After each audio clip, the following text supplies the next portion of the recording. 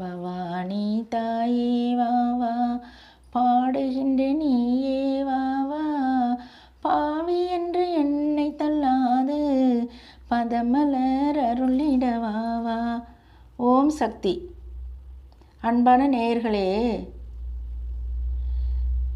எங்கள் ஆலய கேமராவால் அதிக லாபம் யாருக்கென்றால், சென்ற பதிவில் எங்கள் ஆலய நிர்வாகிகளில் ஒருவரை பற்றி கூறியிருந்தேன் அல்லவா, அவருக்குத்தான் அதிக லாபம். எங்கள் ஆலய மண்டபம் பகல் முழுவதும் திறந்தே தான் இருக்கும். கருவறை மட்டும் மூடாமல் சாதாரணமாக சாத்தி வைத்திருப்போம். ஒரு பொருள் காணாமல் போனதில்லை. இப்பொழுது திருடு நடக்கின்றது, அதனால் வைத்தேன் என்கிறார் கேமராவை. 4-5 வருடங்களாக ஆலயத்திற்கு செல்லாவிட்டாலும் நாள் கிழமைகளில் மனம் பொறுக்காமல் பிரசாதங்களை செய்து கொண்டு போய் படைத்துவிட்டு வருவேன். இப்படி நான் செல்லும் போதெல்லாம் 2 நிமிடத்தில் எதிரில் வந்து நிற்பார். வழியை மறித்து கொண்டு நிற்பார். முதலில் தற்செயலாய் வருகிறார் என்றுதான் எண்ணினேன். ஏனென்றால் வீடு கொஞ்சம் தொலைவில் இருந்தது, அவருடைய வீடு. அடிக்கடி இவ்வாறு நடக்கவும் கேமராவில் பதிவாவதை செல்போனில் பார்த்துவிட்டு வருகிறார் என்பதை அறிந்து கொண்டேன். வந்தால் சும்மா இருக்க மாட்டார். அமைதியாய் இறைவனை தியானிக்கும் போது ஏதாவது ஒரு பொருளை போட்டு உடைப்பார்.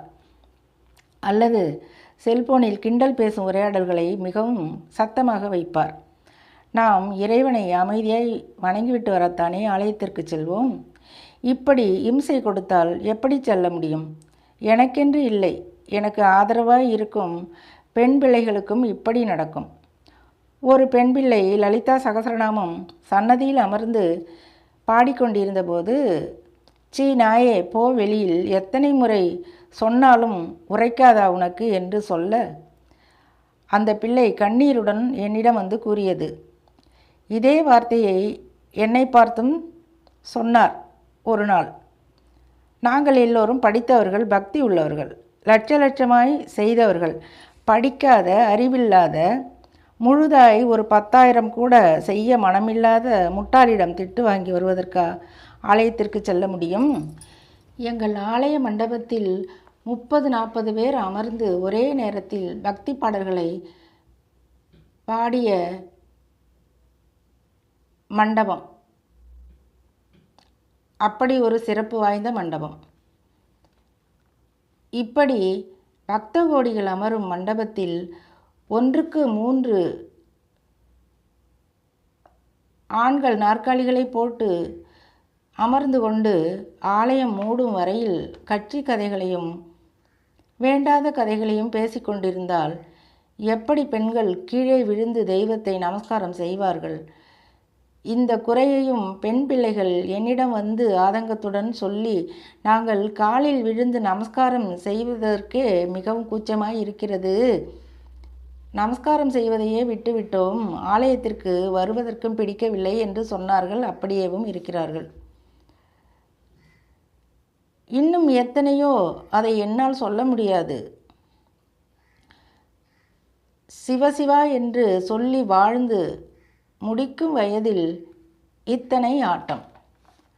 சரி, காலையில் செல்லலாம் என்றால் அவர் சகாக்களுடன் ஆலயத்தில் மணிக்கணக்கில் நடைபயிற்சி மேற்கொள்வார். சுற்றி சுற்றி வருவார். எப்படி தெய்வங்களை வணங்க முடியும்? கூட்டம் அதிகமாய் வரவேண்டிய ஆலயம் 5-10 பேர் மட்டுமே வரும் இடமாய் மாறி இருக்கிறது. இந்த புண்ணியமெல்லாம் அவருக்கே சேரும். நீங்கள் மறுபடியும் ஆலயத்திற்கு வாருங்கள் என்று பெண் பிள்ளைகள் கூறுகின்றார்கள். எப்படி செல்ல முடியும்? 4 வருடத்தில் 8 ஓதுவார்களை மாற்றிவிட்டார். ஏனென்றால் அவர்களெல்லாம் காலையில் வரும்பொழுது அவருக்கு முதல் வணக்கம் சொல்ல வேண்டும் என்ற பிரச்சனையால் தான். உள்ளூர் கட்சி பிரமுகர் வரையில் நியாயம் சொல்லிவிட்டோம், ஒன்றும் எடுபடவில்லை.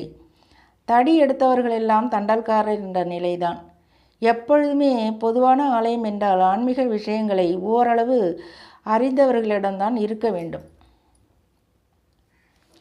முட்டாள்களிடம் உரையாடினால் நமக்குத்தான் மூளை குழம்பும்.